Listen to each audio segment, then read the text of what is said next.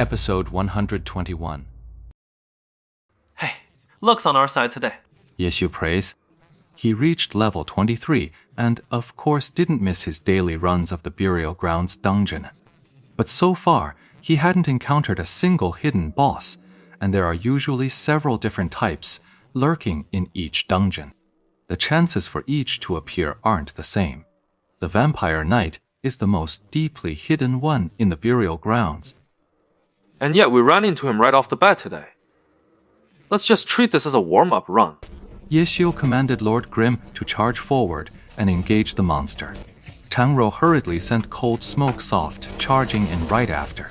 The girl, whether consciously or not, still loved competing with Ye Qiu. Whatever Yeshu did, she had to try and see if she could do it too. Last night in the Frost Forest dungeon, Yeshio pulled a whopping 16 goblins at once, dealing another blow to Tang Ru's confidence. But Tang Ru was the type who fought harder the more she was pushed. But just as her Cold Smoke and Soft Mist began to move, a cannon blast rang out from Windward Mist.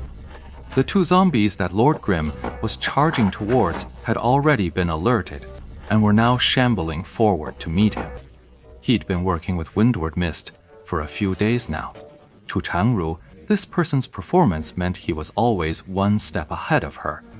For instance, right now, Yeshu's Lord Grimm was the first to charge in and pull the monster. Tang Ru hurried to follow, but Windward Mist's move was still a bit faster than Tang Ru's, as her hand speed quicker than mine too. That's what Tang Ru thought, but she never voiced the question. What she didn't know was that Su Mochen's edge wasn't her hand speed. It was her awareness. But in terms of pure hand speed, Tang Ru had already surpassed Su Mocheng, thanks to Yeshu's guidance. Her coordination between both hands was improving at a blistering pace. But in all other aspects, Tang Ru still had a significant gap to close before reaching the professional level of Su Mocheng. It's not easy for her, you know. The person she's constantly comparing herself to isn't a god-tier player like Yeshio, but top-tier pros like Su Mocheng, which left her constantly feeling inadequate. This only drove her to push herself even harder, striving to prove her worth. In the game, this meant that Cold Mist was now charging even further ahead and more ferociously than Lord Grimm. Her domineering performance left Tianqi and Yu Zhongmian utterly flustered. When this girl fought monsters, she made them feel utterly useless. So, they could only drift over to Lord Grimm's side and play second fiddle to the expert. But Lord Grimm's silver weapon had far greater attack power than Cold Mist's. And with Windward Mist helping Lord Grimm clear the mobs, the monsters on this side were already dropping fast enough. Even after settling over, Tianqi and Yue Zongmian still felt utterly useless and completely invisible. The two of them were practically weeping with frustration. Do we even need these two for this dungeon run? Yeshio took one look at the situation and understood. On his side, he and Su Mocheng were more than enough. Tianqi and Yu Zhongmian were probably over there helping Tang Ru, but she's just too stubborn. She was always pushing herself to the absolute limit. On top of that, the gap between Tang Ru, Tianqi, and Yu Zhongmian was already quite large. The result was a complete lack of coordination between them. Let's switch it up. You go work with him. Yeshio said to Su Mocheng, "This girl is fierce," Su Mocheng said, sending her Wind Dancer over to partner with Cold Mist. Yeshio, for his part, dialed back the tempo. Suddenly, Tianqi and Yu Zhongmian found themselves fighting the monsters with a comfortable, smooth rhythm.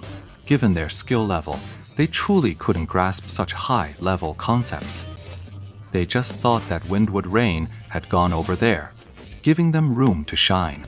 Tang Ru controlled Cold Mist, fighting the monsters, while keeping an occasional eye on Yeshu's situation. Tianqi and Yu Zhongmian suddenly ran over there, while Windward Mist drifted over to Tang Ru's side. Tang Ru didn't know the reason, but she kept fighting all the same. But Tang Ru noticed that Yeshu's Lord Grimm had clearly slowed down and slowed the tempo.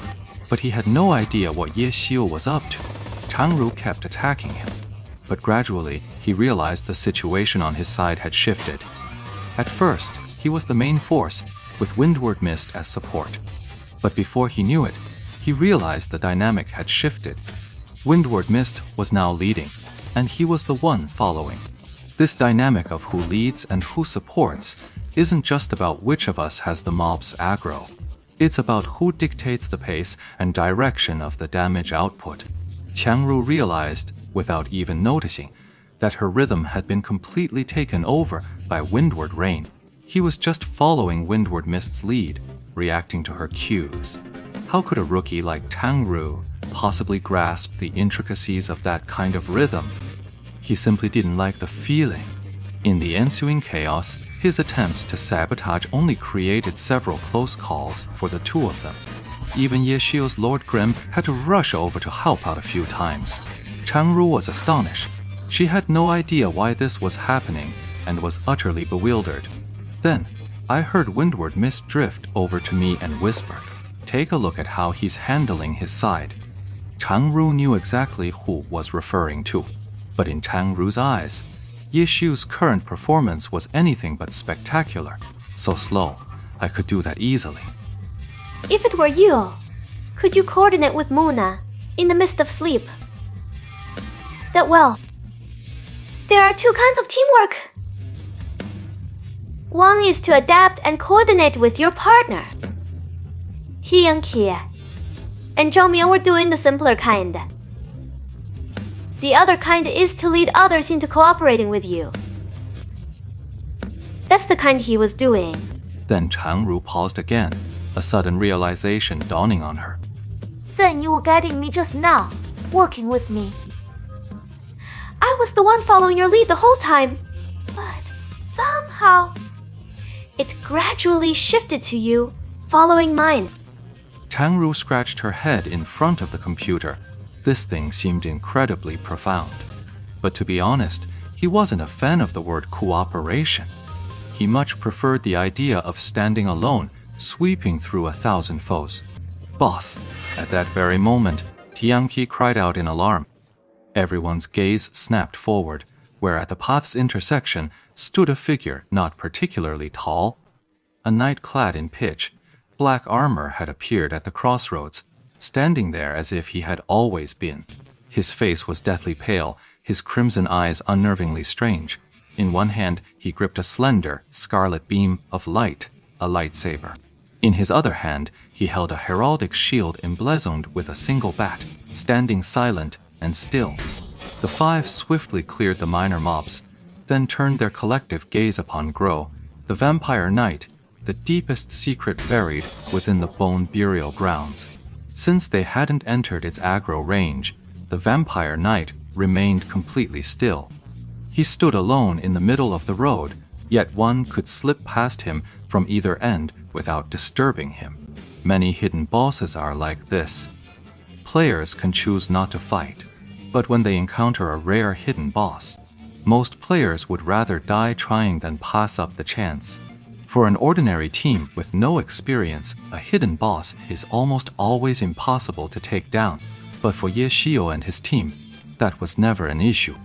Ye Xiu stared at the long light, sword in the hands of the vampire knight Grol, and suddenly spoke. Little Yu Yu, did you specialize in lightsabers? No, I'm a katana master. Yu Zhongmian answered, only then suddenly remembering. He immediately jumped up. Who the hell is Little Yu Yu? Then the vampiric lightsword is mine when it drops. Midnight Moon was taken aback. He knew the vampiric light blade was a level 25 orange tier light blade. Although it's a weapon unique to the sword master class, since Yu Zhongmian had chosen to specialize in the katana, that makes him a swordsman who prioritizes using the katana.